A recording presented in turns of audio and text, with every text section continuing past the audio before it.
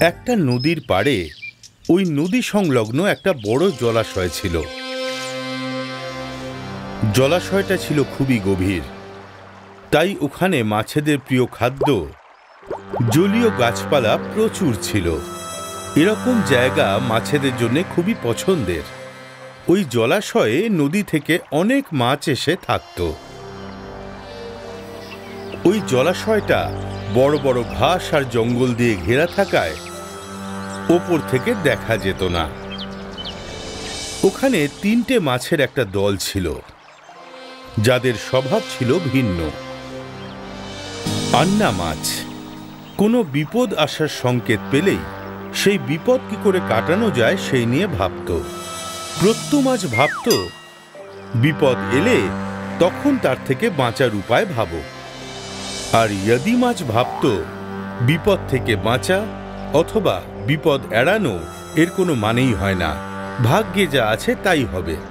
একদিন বিকেলে জেলেরা বিকেলবেলা মাছ ধরে বাড়ি ফিরছিল।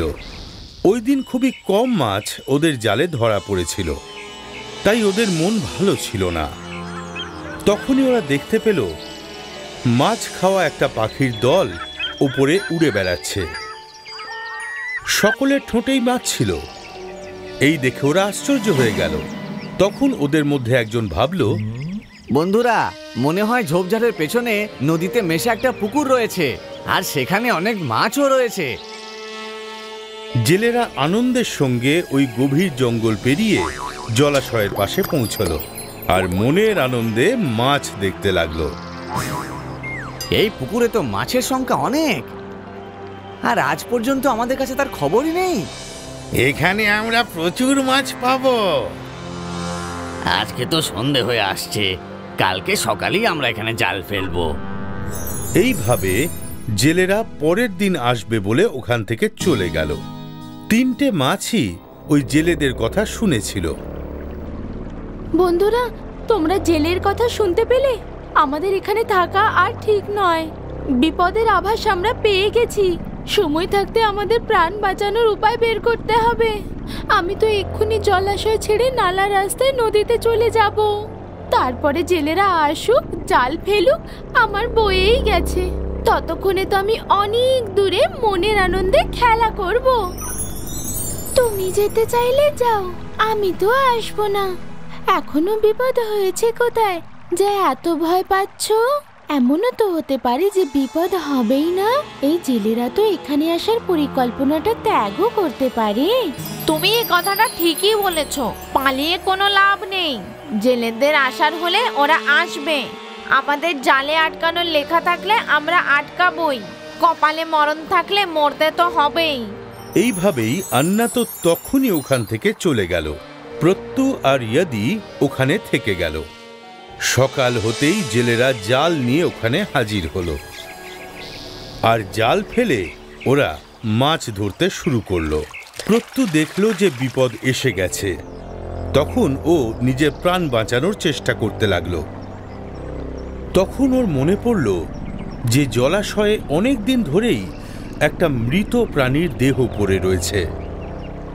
ওই দেহটা এর প্রাণ বাঁচাতে পারবে। ও খুবই তাড়াতাড়ি ওই লাশটাকে খুঁজে পেল। লাশটায় ভালোই পচন ধরেছিল। প্রত্যু লাশটার পেটের ভেতর ঢুকে গেল, আর ওই পচা লাশের গন্ধ নিজের গায়ে মেখে ওখান থেকে বেরিয়ে গেল।